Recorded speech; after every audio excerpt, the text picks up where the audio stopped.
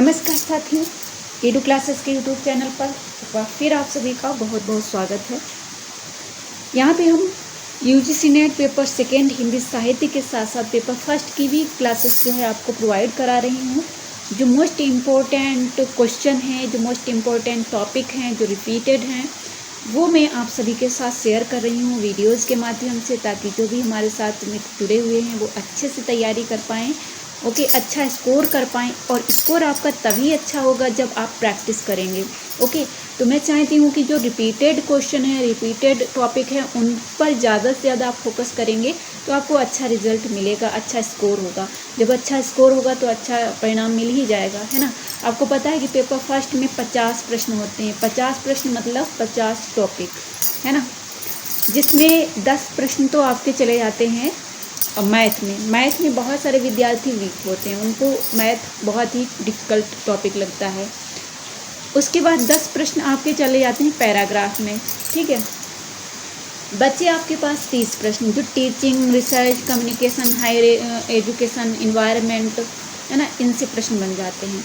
तो सभी टॉपिक आपके लिए मोस्ट इम्पोर्टेंट है। यदि आप चाहते हैं कि आप नेट क्वालिफाई करें, आप जेआरएफ क्वालिफाई करें, तो आपको पेपर फर्स्ट में इंटरेस्ट लाना ही होगा। जब तक आप पेपर फर्स्ट को इंटरेस्ट नहीं पढ़ेंगे तब तक मुझे नहीं लगता है कि आप एग्ज़ाम को क्वालिफाई कर पाएंगे। और उन 50 प्रश्नों में जब तक आप 25 प्लस प्रश्नों का टारगेट नहीं करेंगे तब तक भी आप जो है इस एग्ज़ाम को क्वालिफाई नहीं कर पाएंगे, ठीक है। ये रियलिटी है।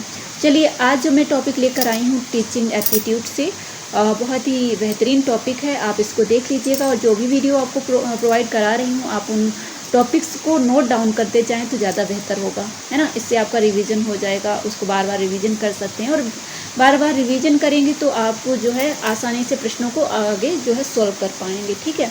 तो ये जो है टीचिंग एप्टीट्यूड का क्वेश्चन है। चलिए देखते हैं क्या है। कथन है, जो असर्शन स्टेटमेंट वाले आते हैं, जो असर्शन रीजन वाले जो क्वेश्चन आते हैं। कथन फर्स्ट है इसमें कि परियोजना विधि जॉन डेवी के दर्शन से सर्वाधिक रूप से संबंधित है। परियोजना विधि जॉन डेवी के दर्शन से सर्वाधिक रूप से संबंधित है। इसका जो कथन है सेकेंड, क्या कहा है कि परियोजना विधि की प्रबलता सामाजिक प्रतिभागिता में निहित है। जो परियोजना विधि है वो जॉन डेवी के दर्शन से सर्वाधिक रूप से संबंधित है और परियोजना विधि की प्रबलता सामाजिक प्रतिभागिता में निहित है, ठीक है। तो ये दोनों चीज़ें क्या सही हैं? दोनों कथन सही हैं। आप पहले तो परियोजना विधि पढ़ेंगे, फिर जॉन डेवी के दर्शन को पढ़ेंगे। अब इतना सारा कुछ पढ़ने से अच्छा है कि आप PYMCQs को ज़्यादा से ज़्यादा सॉल्व करें, चाहे पेपर फर्स्ट हो। पेपर सेकंड का नहीं कह सकते, लेकिन पेपर फर्स्ट में आप जितना ज़्यादा PYMCQs या MCQs लगाएंगे, देखिएगा डेली यदि आप 200 प्रश्न का टारगेट रखते हैं प्रैक्टिस करने को, है ना, और 50 प्रश्न पूछे जाएंगे, तो 2 प्रश्न डेली आप मैथ के सॉल्व कर लीजिए, ठीक है। दो नहीं तो एक पैराग्राफ डेली सॉल्व कर लीजिए। कम्युनिकेशन के क्वेश्चन सॉल्व कर लीजिए, टीचिंग के क्वेश्चन सॉल्व कर लीजिए। मतलब जो भी टॉपिक है उनको छोड़िए मत। बहुत ज़्यादा मैथ नहीं आपको सीखनी है, क्योंकि आपको मैथ का प्रोफेसर नहीं बनना है, आपको आपके सब्जेक्ट का प्रोफेसर बनना है। लेकिन यहाँ पे ये देखा जाता है कि आपको सब्जेक्ट में नॉलेज कितना है ना। तो मैथ भी होनी चाहिए, क्योंकि कैलकुलेशन पर ही सारा डिपेंड होता है ना। तो वो चीज़ें भी आपको सीखनी चाहिए, छोड़ना नहीं चाहिए, है ना। थोड़ा टफ होता है लेकिन सीखना ज़रूरी होता है। तो ये सारी चीज़ें आपको सीखनी हैं, ठीक है। तो मैं जो भी मुझे मोस्ट इम्पोर्टेंट टॉपिक लगेगा कि हाँ ये रिपीट हो चुका है, ठीक है।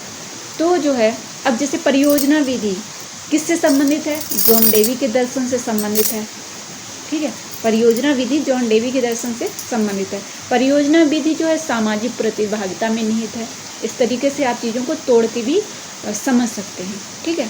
तो यहाँ पे ये चीज़ जो है, यहाँ पे जो दिए गए ऑप्शन, इस तरीके से ऑप्शन दिए जाते हैं। A सही है कि B सही है कि C सही है कि D सही है। तो इसमें साथियों क्या है, आपका A ऑप्शन सही है। अब आप इस कथन को लिख लेना ज़रूर, ठीक है, परियोजना विधि को। और परियोजना विधि को गूगल सर्च करके भी एक बार पढ़ लेना पेपर से पहले, ठीक है, ताकि अगर यहाँ से कोई प्रश्न बने तो आप जो है अच्छे से सॉल्व कर पाएँ। अब जैसे यहाँ पे जो डिटेल है वो भी हम देख लेते हैं कि प्रोजेक्ट विधि जो है जॉन डेवी द्वारा विकसित की गई थी, ये व्यवहारिकता के दर्शन पर आधारित है। सामाजिक या व्यवहारिक बात एक ही है। परियोजना विधि की प्रबलता सामाजिक प्रतिभागिता में निहित है। प्रोजेक्ट विधि के सोपान देखिए कौन कौन से हैं। परिस्थिति प्रदान करना, प्रोजेक्ट का चयन। अब ये भी क्वेश्चन आपका बन सकता है कि प्रोजेक्ट विधि के सोपान क्रम से लगाइए, या प्रोजेक्ट विधि के इनमें से प्रोजेक्ट विधि का सोपान नहीं है। तो फर्स्ट है परिस्थिति प्रदान करना, दूसरा है प्रोजेक्ट चयन, फिर है प्रोजेक्ट बनाना, योजना का क्रियान्वयन, मूल्यांकन। ठीक है, ये जो 5 हैं ये प्रोजेक्ट विधि के सोपान हैं। तो ये मोस्ट इम्पोर्टेंट है, आप इसको नोट डाउन कर लीजिए। प्रोजेक्ट विधि के जो सोपान हैं इनको क्रम से पढ़ लीजिए, क्रम से नोट कर लीजिए और इनको रट लीजिए। क्या पता यहीं से क्वेश्चन बन जाए और आपका 2 नंबर पक्का हो जाए, क्योंकि आपको पता है कि 50 प्रश्नों के 100 अंक हैं, निगेटिव मार्किंग है नहीं। तो आपका एक एक प्रश्न बहुत ही बहुमूल्य है, जीआरएफ के लिए भी और नेट के लिए भी। आई होप आपको वीडियो पसंद आएगी। आप लोग वीडियो को लाइक करेंगे, शेयर करेंगे और मुझे कमेंट बॉक्स में बताएंगे कि आपको ये वीडियो कैसी लग रही है। ठीक है, इसको कंटिन्यू रखा जाए, यस या नो। और हिंदी साहित्य के लिए भी क्लासेस आ रही हैं, आप लोग उनको भी देखिए और शेयर करिए। ओके, चलिए मिलते हैं नेक्स्ट वीडियो में। All the best, take care.